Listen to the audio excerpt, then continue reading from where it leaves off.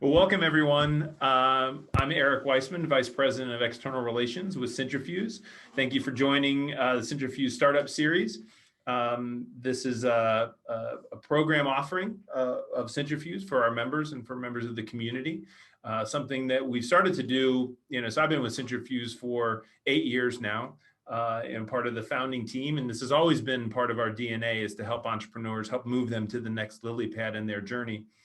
Starting in 2020, we all needed to figure new things out, so we moved to a virtual format, and then we've kept that virtual format going. And this year, we put it a little a wrinkle, an evolution onto the program, where we asked entrepreneurs, what was the type of information that they need, and how can we organize that so that it can be relevant wherever they need it to be at their journey, whether it's fundraising, whether it's talent or recruitment, or whether it's leadership development.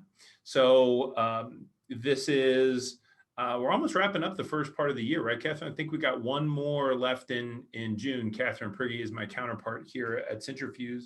So we got one more, and Holly was here a couple weeks ago from the Xavier Leadership Center. I'll let her kind of introduce herself. But I do want to make a plug on the Centrifuge side of things that the deadline is tomorrow for our Entrepreneurs Change the World, which is a summer long program for high school and college students that are interested in pursuing entrepreneurship, whether they themselves want to be an entrepreneur, or whether they want to work for an entrepreneur, or whether they want to get into entrepreneurial ecosystem building, which is what we do at Centrifuge. I teach a class on that at Miami University. There's a selfish plug for that too. But anyway, take a look at that. We dropped that in the chat. That's a free program, and it'll last the first couple months here of the summer, and then it'll culminate in a pitch competition and fantastic accolades and recognition, and a lot of good learnings that happen. And hopefully, if you know of anybody in your network who can publish that out, that would be fantastic. So, Catherine, did I forget anything? Am I doing good? Yeah, I would also add, if anyone on the call is interested in being a mentor for the program, we are looking for individuals to volunteer 1 hour per week per team to mentor high school and college students for that pitch competition. And I will drop the contact info in the chat if anyone is interested in being a mentor. Great, thank you. So I want to turn things over to Holly O'Driscoll. She's from all over the place, but really in this instance is representing the Xavier Leadership Center. And Holly, if you could say just a couple words about the Xavier Leadership Center and what we're looking to do from just education and moving not just entrepreneurs, but business people forward. Yeah, it's exactly right, Eric. So first, thanks for inviting me, not just once, but twice, back for the May session. So really excited to be back again today and sharing the story around the business of business in partnership with Xavier Leadership Center. So as Eric mentioned, kind of have my hand in a lot of things, but I am from inside the 275 loop. I've lived my entire life inside the loop. So I am from here, but I'm playing around in the area and the ecosystem in many different areas. So when I think about Xavier Leadership Center, so many different opportunities to really kind of up your game, whether that is in the space of kind of leadership for new managers, more advanced leadership training and development, whether you're operating in the public sector, women's business leadership program, a lot of these very specific kind of open enrollment programs available with expert faculty that many of us came from industry as well, many years in industry. And then also there's some custom offerings. So we're working with some key clients on developing their specific employee groups in some certain areas as well. So whether you're looking for open enrollment kind of professional development or something custom made for your organization, Xavier Leadership Center can absolutely deliver on that. So I think we'll put the contact information for Carol Turchik. She's actually on vacation this week. Great for her. She deserves a little break. Otherwise, she would be joining us as well, but I'll include her email in the chat before we wrap up today. So that is our backstory on Xavier Leadership Center. I'm going to pause real quickly and kind of tie back to my experience as an entrepreneur and then also as a corporate expert in some topics. So we'll hit on some of that in a minute. But my entrepreneurship days actually go back to middle school.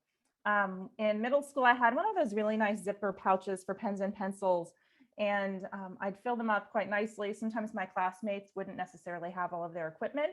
And so I'd loan out my stuff, right? My pens and pencils, and I wouldn't always get them back.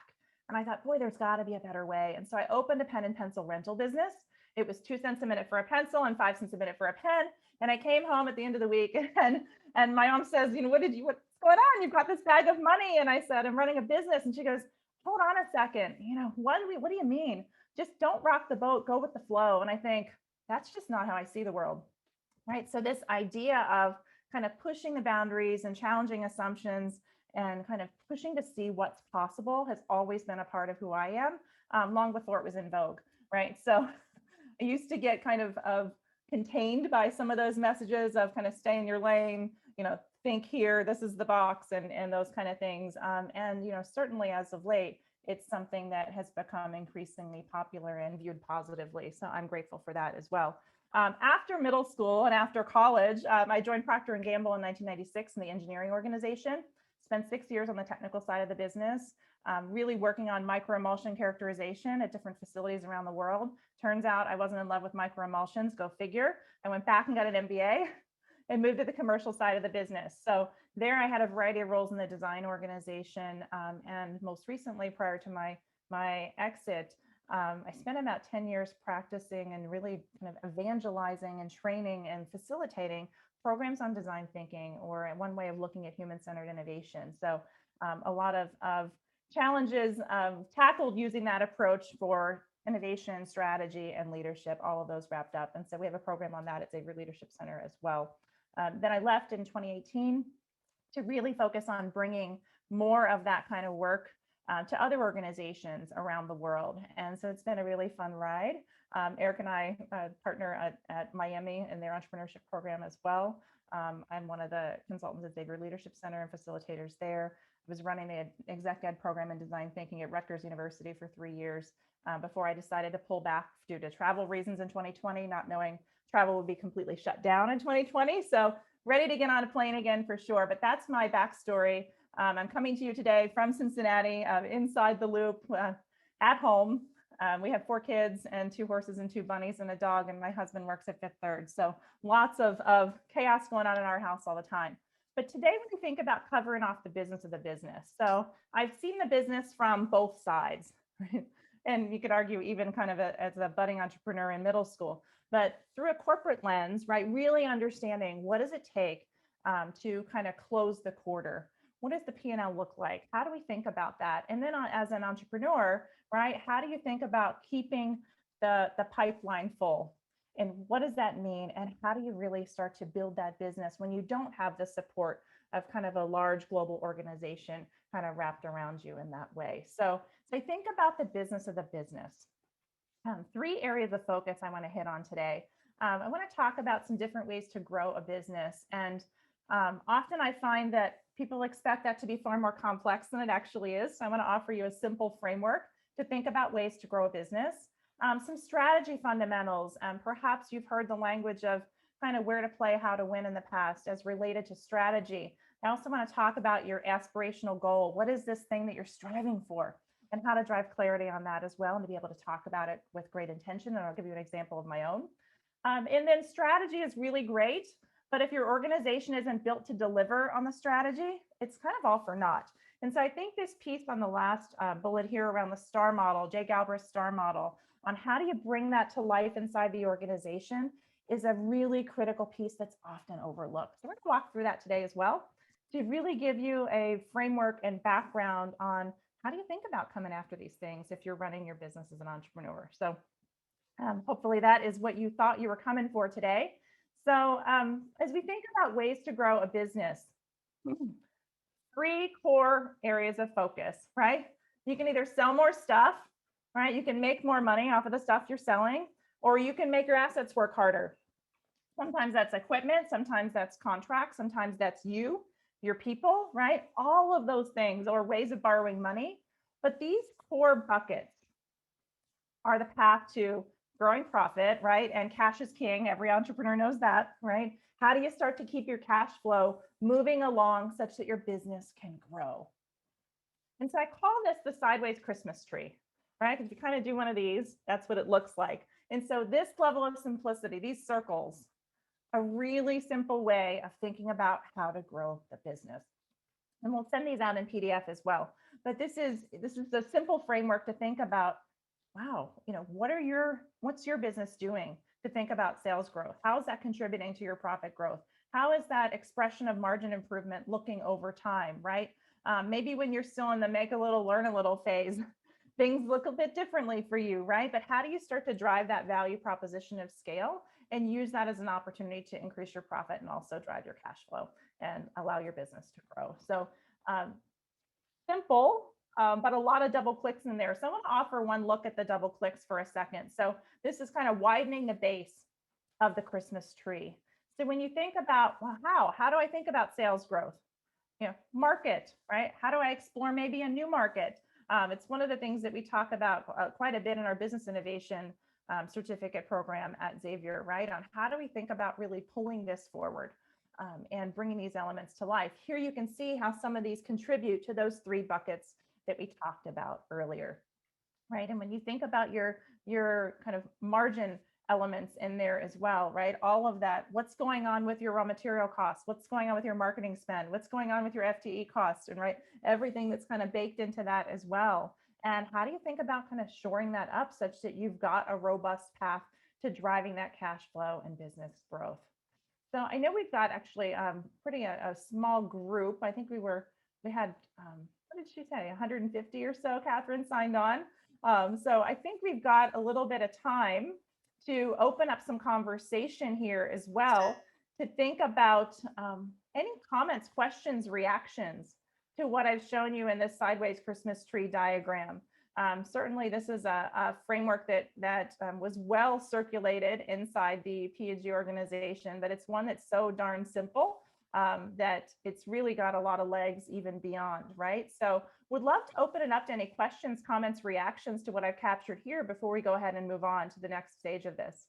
And I'm going to open up the chat. Eric, am I missing anything in there? Nope. No questions in there?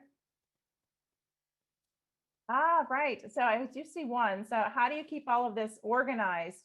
I think this is really about the framework. This is a simple framework in your kind of business model, right? If you think about who's in charge of your sales growth, right? What are the things that they need to be thinking about? So maybe if you're a one person shop right now, or you're thinking about what are the talents and capabilities that you need, what does that role description look like for someone who's going to be operating in sales?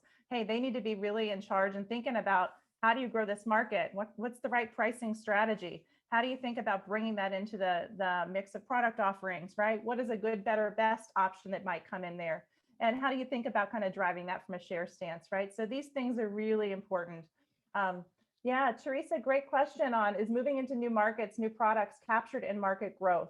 Yes, so as you think about expanding into new markets, absolutely that's captured there. Teresa, from a new product standpoint, I would actually include that in the mix. So what is it that you're going to offer as far as your overall kind of suite of offerings, your collection of products and services that you're going to serve up to the world, and kind of add that there. So I'm trying to keep up with the chat as well. So do let me know if there's anything that I am not hitting on as we continue to drive this. So love the questions, keep them coming. I think there's so much value in having a shared experience and cash flow learning was from one, you. Holly, as far as how to and maybe you'll talk about that in a second, but the fact that your suppliers need to be paid before you get paid from your customers, Yeah. that's a age-old conundrum. Isn't it true? And I think it's gotten worse over the past couple of years. I mean, it's certainly gotten worse for me and my kind of entrepreneur status as well. I have some clients that are kind of stretching out to, they call it 120 days plus one. And I'm like, wasn't that 121? And they say, well, no, it's 120 days plus first of the month of kind of, so don't ever submit an invoice on the first of the month, because actually you're signing up for 5 months out at that point. So, some of these different things that are popping along, and you go, wow, that's really crazy. So, and for me and my business, that works because I have a husband with a full-time job, right? If I didn't have that kind of cushion in my kind of family to make that work, that would be a really tough thing, right? I can imagine, having to go out and have a line of credit open to make that work. And then you got to figure out, well, how does that inform your pricing to be able to pay your suppliers to make that work on those timings? So I think it's this dance. Visually, if we were in the same room, I would be kind of getting up and doing a little bit of that, because it's a little bit of tug of war as you think about kind of doing that. The negotiation, I think, is always important. So what I'm finding is a lot of large organizations are really not set up to work with small boutique firms, right? They're set up for large contracts where these issues are just not as critical as they might be to those of us in the entrepreneur space, right? So naming that, making it visible has helped. I have been able to effectively push back on some clients and say, wow, 120 days just feels really unacceptable. What do you think about that? And is there any room for negotiation? And they go, oh yeah, our system is built for this. And, let me go send you to the purchasing person who can help you figure this out instead. So there's some other ways around that. The important thing there is to ask. Yeah. So Naren, great question. So TDC is actually cost of goods sold. I think I had that captured in one of the other ones as well. TDC is cost of goods sold. MSA is the marketing spend. SRA is SGA for publicly traded companies.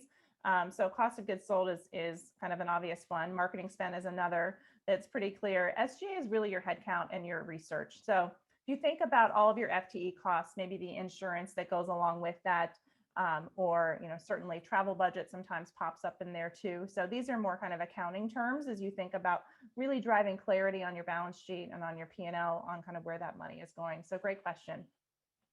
I might amend that before we send the PDF out. So love the conversations here as well. Driving that cash flow is really, really important. And for those of you kind of trying to figure that out, I had a friend who was recently kind of soliciting money from family members to try to launch her business as well. So some different ways to kind of come at that as you start to close that gap. What I will say is that it feels like a short-term problem, at least from a liquidity standpoint, right? You may not have kind of a balance in your account that you would like to have because you've got kind of some other funds coming in the next 90 days. But I know that my experience in my early days as an entrepreneur, I was really concerned about that. And it's gotten better over time. But that said, it's, I'm now 4 years in, so it's been quite a run to kind of get to that point. So great. All right, I'm checking out the chat as we go as well. So I'm going to go ahead and click through here. So we think about kind of we grow sales, right? How do we grow sales? Here's some more specificity. So again, that double click on the sales bucket, right? And some of the points that Teresa had mentioned as well popping up here, right? How do you do that? And so these are those kind of 3 offshoots of growing sales, right? Really building that share.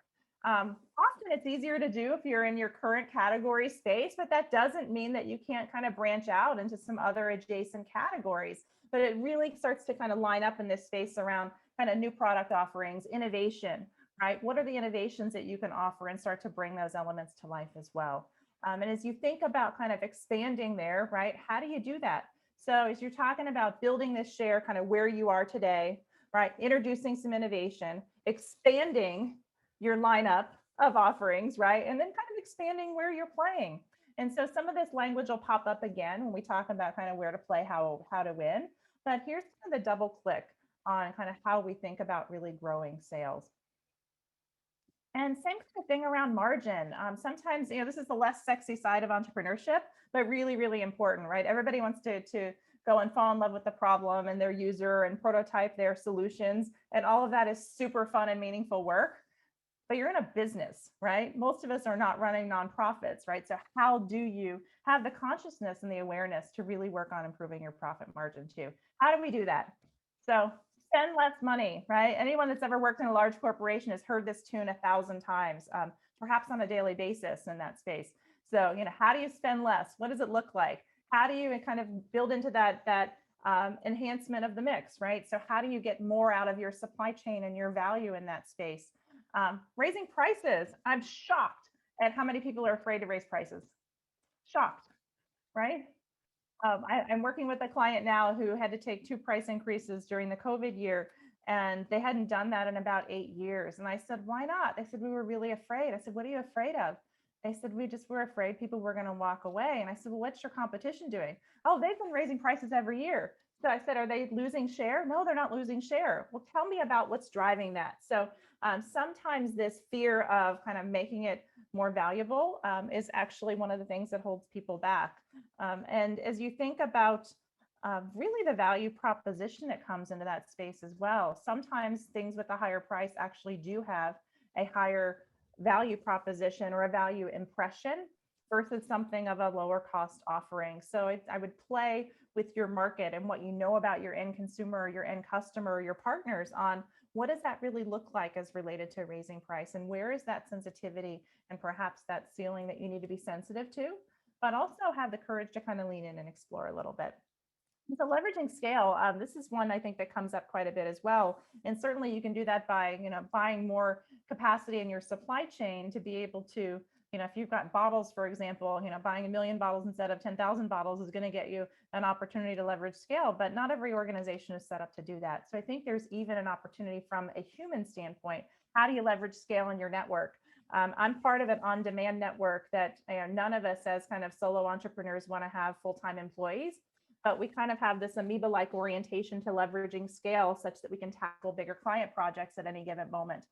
We don't really want to be responsible for someone else's mortgage in that sense, but this opportunity of leveraging the scale in the network to be able to drive shared value and impact for everyone has been a really successful approach, particularly if you want to start out small and think about, right, what do you want to grow into? What are the roles that you need? Where are the gaps in your own capabilities today? And where do you need help?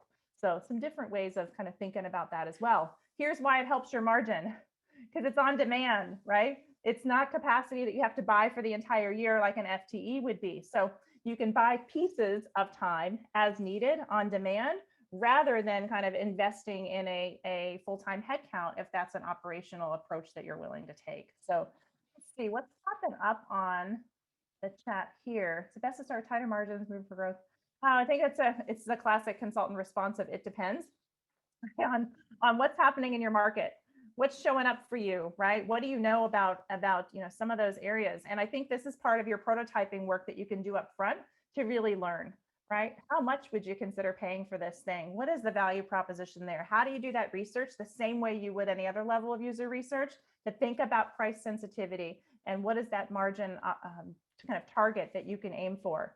And what are those key building blocks, right? When you think about, raw materials, for example, right? The people I'm working with a client that's in the construction business, and the raw materials are skyrocketing, right? It's costing you kind of double what it was costing before for wood and building materials. So, wow, what are you going to do? And the same client is telling me that they have a customer that's really not happy that they're asking them to raise prices at this time. But they said, look, we're kind of passing along the costs. It's not like we're taking this margin. So, what does that start to look like? And how do you build your relationship with your suppliers and your customers and your clients enough that you can have that transparent dialogue? If the cost of goods sold and the supply chain costs start to get out of whack. A lot of that is driven by the COVID experience, right? Everybody's renovating something. I have a contractor in my house installing ceramic tile right now. So yeah, I'm sure that many of you have that same experience. So great, glad to address that, Tyler, as well. So as we think about kind of really going after asset efficiency, that third bucket, right? What do? Spend less money, right? Get higher returns on money that is spent. So, wow, if you can really accelerate your kind of working capital in that way, such that you can get more value out of what you've spent, right? Boy, it's a great way to really drive your asset efficiency. This also shows up in kind of how do you think about your inventory management? I feel like this is kind of Econ 101 when you think about kind of figuring out are you doing the LIFO, FIFO, or some hybrid model? But every kind of unit that you have stored in inventory is costing you cash. That's money that's tied up. So how do you engineer your supply chain in a way that's able to accommodate some of that ebb and flow as we think about driving that forward? How do you get those units off the shelf faster and operate a little bit with that just-in-time approach such that your cash isn't tied up, right? Every single small business, cash is king. Yeah. How do you start with that in mind and engineer your ecosystem in a way that you can make that work? Ideally, your receivables and your payables are kind of on the same timeline, as I mentioned earlier. It's super likely that's not the case. But if you can broker that in a way that you're kind of lining up in just the right time, it'll be a little easier to kind of drive that efficiency forward. So I'm going to pause here, take a breath and a sip of tea, and see if there's any other questions for a moment. I think it is a good point to bring up the, what you talked about, margins and raising prices and things like that. And you're right that a lot of times people don't, it's crazy to think, but entrepreneurs don't consider, will somebody buy this? Like, it's a great idea. People need it.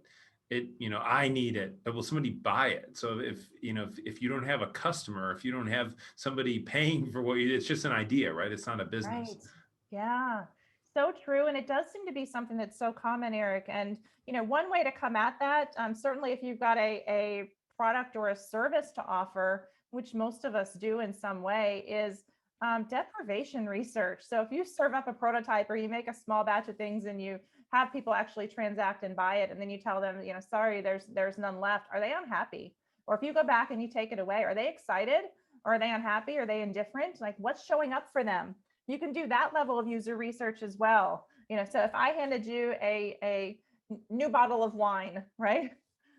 Hey, was that good? Was that worth it? What do you think? Well, no, I really love that. What do you mean I can't have another one? We're kind of figuring out what that's going to look like. Well, as soon as you get more in stock, please call me, and I'll be sure. So that's the kind of stuff you're looking for. Is there demand? Have you solved someone's challenge, right? Or are you kind of solving for yourself, right? And this idea of you are not your user. And if you can kind of get up in the morning the same way that I guess my kids say the Pledge of Allegiance at school and say, you are not your user, right? I'm doing this for someone else. I'm not doing it for me. Those kind of things will really, really game change your outcome and your learning and your humility to learn and learn faster than your competitors. So yes, I'll be sharing the slides later as well in PDF. So that's great.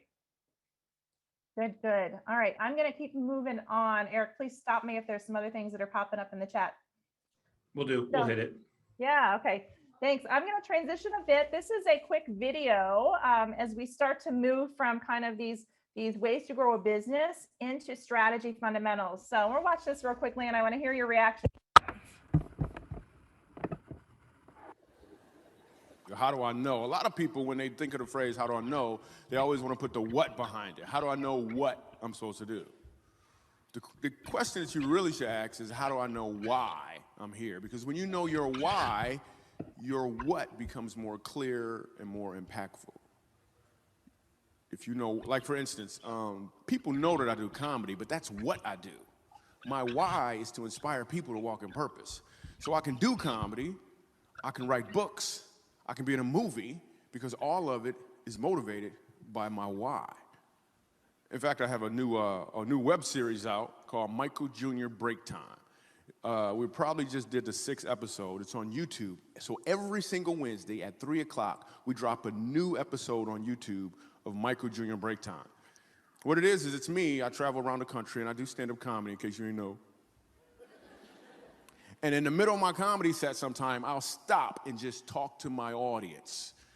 And we've been filming this, and it's pretty cool. So we're in Winston-Salem. I'm gonna show you a clip from Winston-Salem. And I'm just talking to this guy in the audience, and he tells me that he's a musical instructor at a school. So I was like, all right, you're a musical instructor, can you sing? Let me hear you sing a song. So this is what happened at the last episode of Michael Jr.'s Break Time. Check it. So you're a musical director? Cool. Yes, sir. All right, so let me get a couple bars of like Amazing Grace. Can you do the first part of that? Go ahead. Amazing grace, how sweet the sound that saved a wretch like me. Wow. That bro could sing, you know what I'm saying? All right. Now, what you give me the version is if your uncle just got out of jail, you got shot in the back when you was a kid. I'm just saying, let me see the hood version real quick, if you know which version I'm talking about. Just see if that exists. Let me see what you got. Amazing grace, how sweet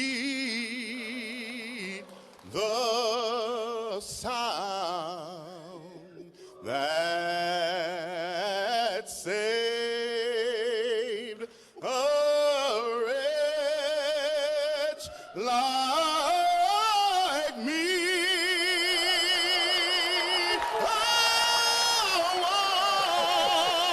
I was lost, but now, right now I'm found, was blind, but now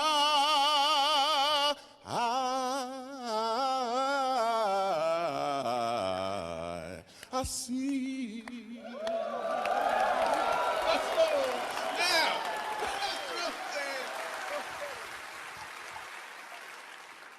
Okay. Here's what I want you to catch. The first time I asked him to sing, he knew what he was doing.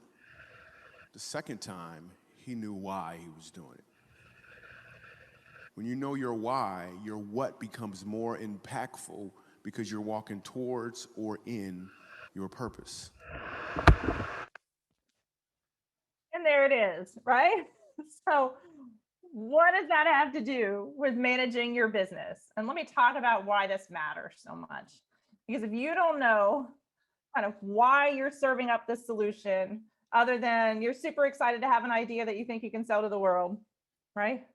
What's the why that's kind of rooted in that? What's it going to do for them? Why does it matter? How does it start to come to life, right? And so I think it was about 3 minutes in the clip. And you get it. I see the folks' passion popping up in the chat. You see the difference. You can feel the passion. You can feel the energy coming through. It absolutely shows up. Yeah, Mohammed, exactly. Kind of channel our inner Simon Sinek there for sure on starting with why. But as we think about our business strategy, how does this start to show up? And I'm going to click through. For some reason, it always starts the video over when I do that. So maybe you've seen this as well. 5 Choices Framework, made famous by A.G. Lafley and Roger Martin. I think I've still got their books there sitting on my desk here. I'll hold that up for you as well. And here it is, Playing to Win. Maybe you've seen this. This is exactly the model that they use there.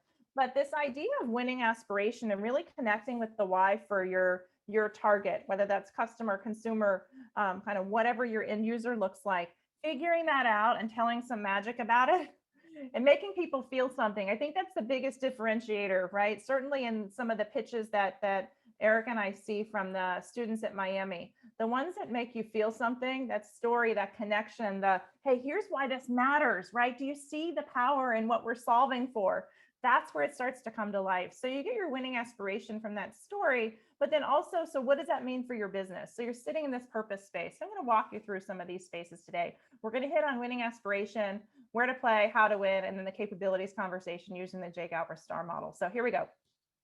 We're thinking about our winning aspiration. That why becomes so important. And what I find is a lot of organizations haven't thought about it, right? They've been told, here's our business. This is what we need to go and do. Here's the model. But why? Why does it matter? Why should people care about this? Where do you want to go? Where's your starting point today? And how do we drive clarity there? And so what does winning look like for your organization? How do you start to bring those elements to life, right? And to really pause and define that.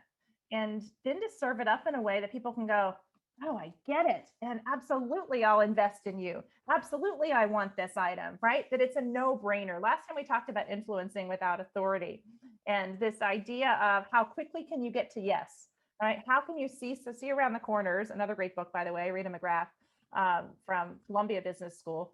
The idea of seeing around corners to anticipate, what are they going to be asking? What are they thinking about? What are they excited about? We hit on kind of the empathy exercise last time as well, too. So what does winning look like?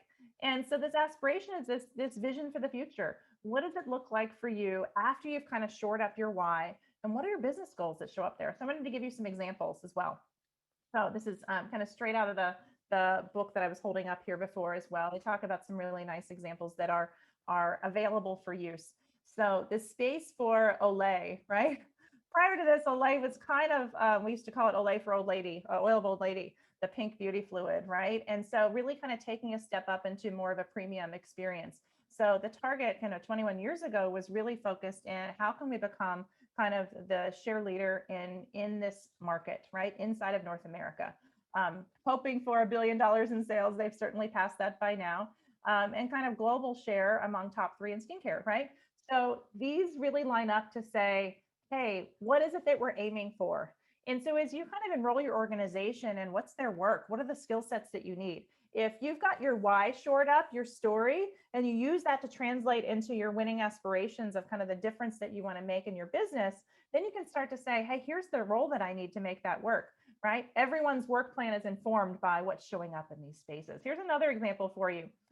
Nike, right? What are they looking to do? A little more in the abstract space for sure, but they're trying to bring innovation to every athlete, and that means all of us, right? If you've got a body, you're an athlete. That's their definition. So some really interesting ways to start to bring that to life. But winning aspiration, boy, that's a really important place to start for your strategy. What are you aiming for? What's your why? What's your winning aspiration for your business? And how does that then cascade into your where to play, how to win choices? So what does that mean as we kind of make our way down that 5-step model?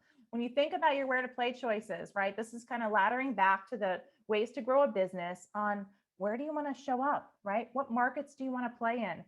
What product type or types do you want to offer? What does a line extension look like? What does new innovation look like? Who's your prime prospect from a customer or consumer lens? How do you know about this? What does your distribution arm look like? And how do you come in with a point of view versus kind of letting these things pop as they will, as your business starts to really take root and thrive, right? How do you have a conversation and an intention to bring to your organization, whether that's just you alone or 5 people or 25 people or kind of anywhere in that landscape? How do you get thoughtful about what does it look like? And then this is the one where everybody goes, you want me to say what I'm not going to do? Are you kidding? Right? Because we all want to say, yes, yeah, I'll do that. I'll do this. I'll do this. This idea of saying, hey, here's what I'm not going to do, just as important. And it's super uncomfortable to say, I'm not going to do that. And then people go, there's a little shiver on, what do you mean I'm not going to play outside of the Midwest market? You know, am I limiting myself? There's so much fear wrapped up in this. But this is where kind of that idea of prototyping. I'm seeing some things pop up. Yeah, for sure. I can certainly send out the PDF of the deck, Susan. Yeah, so that should come out for sure. And if you want to follow up, and I'm happy to offer some additional context. So this clarity around kind of where not to play, really, really important. Oh, yeah, well said, Keith. I am not going to make baseless technical claims like Elizabeth Holmes of Theranos. Yes, yeah, some different ways to come at that for sure. But really thinking about what are you not going to do? Sometimes that's due to a resource constraint. But often it's so important and such a miss if you're not clear about what you're not going to do, because then you're going to be kind of trying to do everything. We're working with a client that one of the things that they've captured in their strategy is to be everywhere, and consistently say, well, what does that mean? Well, everywhere you can shop, you want to be able to buy this. Well, really? Because is that going to allow you to focus your resources and for them to provide any impact and clarity on what that looks like? So, you know, is that in e-commerce? Is that in big box stores? Is that in kind of a pharmacy orientation? Like, what are the places where you really, really need to win? And then how do you start to inform it from there? So some interesting ways to come at that. When we think about kind of how to win, right? This idea of value proposition, we hit on that a little bit earlier when we were talking price. But how do we win inside of our where to play choices? So these two, a lot of this thinking has come from Roger Martin, who's one of the co-authors of the book that I was holding up. But he talks about this idea of kind of where to play, how to win, even though in the model it looks like it's a little bit of a consecutive thing.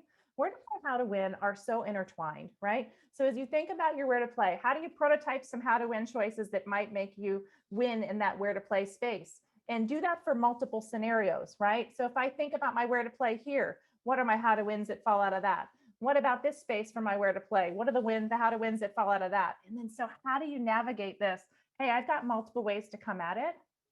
Sometimes can be a real challenge, but these are the questions you got to be asking, right? What can you do better than anyone else? What's your competitive advantage? How sustainable is that, right? What's it based on? Is that based on your cost model you have today? Is that based on a certain person that's in your organization? What are some of those things that can really help to future-proof you as you grow?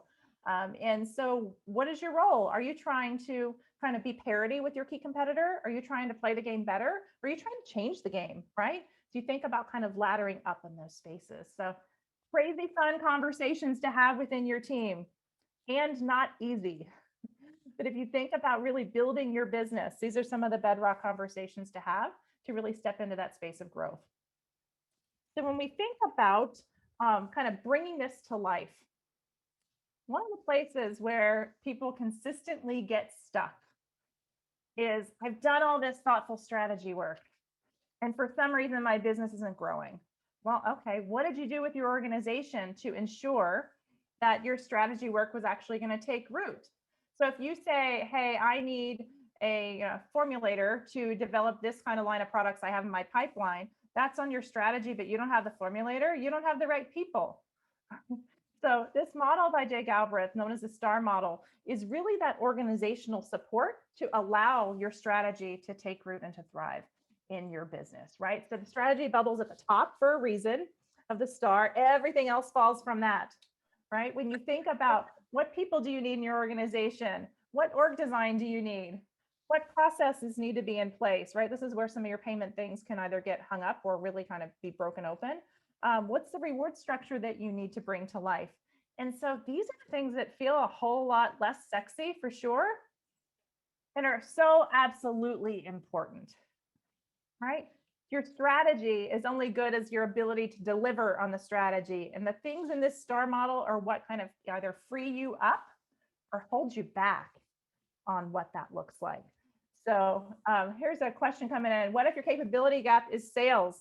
Wow. Go find a salesperson who can help you, whether that's a hired gun on an on-demand basis. If you don't want to have an FTE, it's a great question, Naren, right? How do you do that? If you know you've got a gap there, sales is a pretty critical one. You might be able to fly with maybe some other functional outages for a little bit of time or to outsource those. But sales, that's really fundamental to your cash flow, right? Those three drivers on how are you going to grow your business. So what are you going to do about that? Are you going to bring someone with that in on an on-demand basis, as I mentioned? Or are you going to hire for that? That's a big one to close. Any other reactions, comments to Naren's question? It's an interesting one. What if your capability gap is sales? Well, Naren had brought that up earlier in a separate question too about their customer acquisition was taking a little bit longer. They had some interest, but they weren't converting. And I think that's all. My input there would be that's on a qualification standpoint. That if somebody says they're interested, they're not really interested until that money exchanges hands. So yes, that could. It's all information, right? You're gonna piece that together. As you just gain knowledge about how long it takes and when somebody is really interested versus just saying they're interested. But yeah, it's as we've said earlier, a business isn't a business unless there's somebody to buy it on the other end. Yeah, and are they willing to transact, right? So how do you offer some kind of a learning opportunity to close that gap? We've all walked by, people handing us flyers in a city. Oh, okay. You roll your eyes, or, oh, would you want this? Yeah, okay, fine. Well, that is not commitment until they open their wallet, right? And so how do you really understand what that looks like? And if you've got a gap in that, it's a place to really kind of dive in and get curious about what's the barrier, what's keeping them from converting that interest into kind of a confirmed purchase.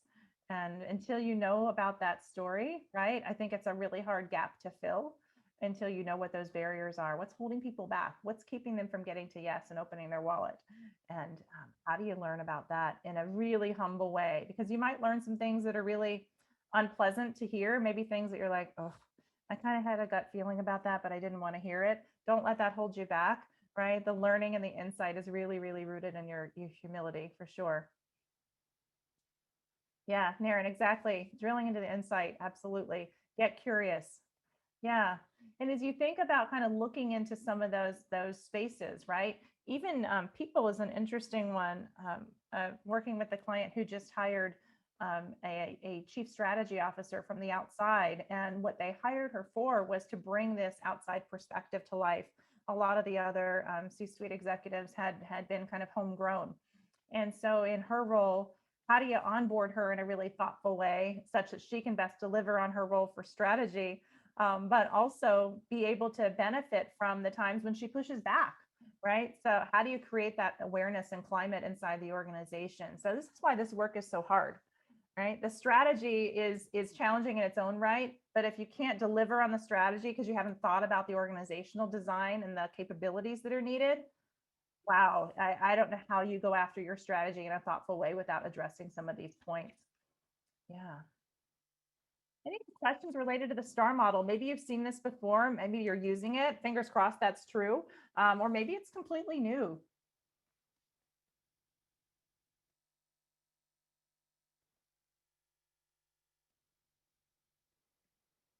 I'll include a link to the STAR model page as well in the follow-up materials as we start to think about bringing that to life. So our conversation today is centered on kind of three core areas. One is kind of how do you grow your business? Two is on the strategy fundamentals. And the third is really on this STAR model, right? So I think of this as the foundation. There's a reason the strategy is at the top, because this is all the foundational work, right? That house of strategy is built on. The strategy starts to crumble if these points haven't really been fully thoughtfully managed inside of the organization. And so those three areas are really rooted in this idea of kind of how do you think about your business in a holistic way? And this isn't necessarily the stuff that you learn in school, right? So I know one of the experiences I had in business school was more theoretically focused, right? Versus this is real world stuff on what do you do? What are the models? How do you bring it to life?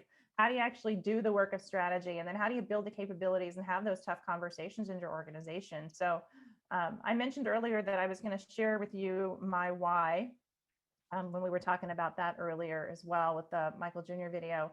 I did a whole bunch of work on myself when I was out on maternity leave with my fourth child, who's now 8, and landed on this space of unleashing the potential of people and ideas. And it really was that and space that inspired my name of my company, which is Ampersand Innovation. And so playing in that and space, unleashing the potential of people and ideas, right? How do you do both, right? There's a lot of folks who are focused on unleashing the potential of the people or just the potential of the ideas, but how do you do both at the same time and apply that to many different areas? So kind of building on that improv principle of yes and, that is the genesis of my why as well. So kind of laddering back to that, I did not mention that earlier when we were talking about whys, but that's the inspiration there for me.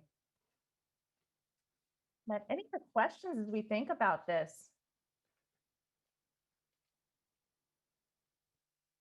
And feel free to come off of mute and ask those as well. So I see a lot of requests for the slides. I'll send those over in PDF along with the link to the Michael Jr. video and also the link to the STAR model page.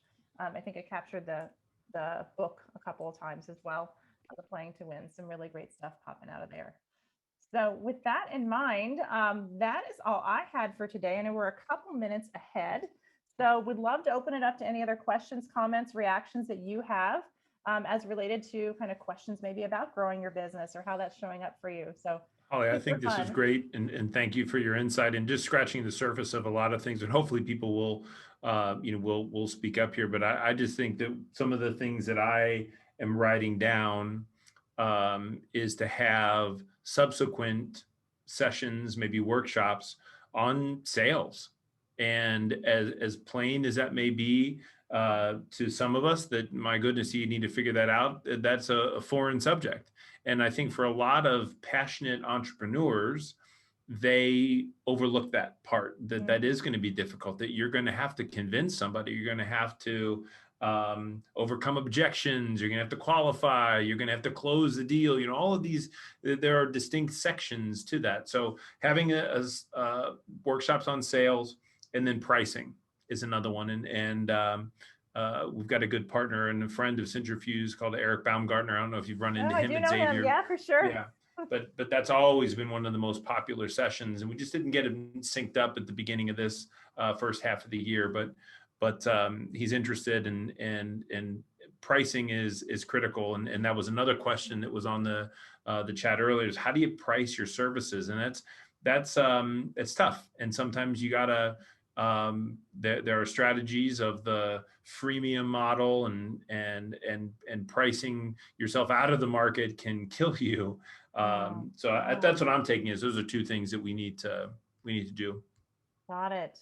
Yeah, some really interesting ways of kind of bringing that to life. And I think kind of going back to those fundamentals, one of the things that we consistently see with client work is sometimes you assume that they know the fundamentals, and always going back and just doing that check-in to say, hey, have you really thought about this? What is your why? What's your story? What are your drivers of your cost of goods sold? Where can you find some relief if you do this thing differently, or if you want to make an investment here? And so diving deep into that specificity, I think, could be really useful. Good, good, good. All right. Very good. So with that in mind, I guess we will sign off for today unless there's anything else coming up. We're seeing some comments in the chat here as well. Thanks to Catherine for adding the feedback form in there as well. And I think we are in good shape. So give you just a few minutes back in your day, maybe to fill up your tea or coffee or water. Doesn't look like the best day to go outside here in Cincinnati. It's pretty darn cloudy, I think now. Hopefully the rain comes, so I don't have to water the plants, right? But thanks, Holly. Thanks everybody you. for joining us.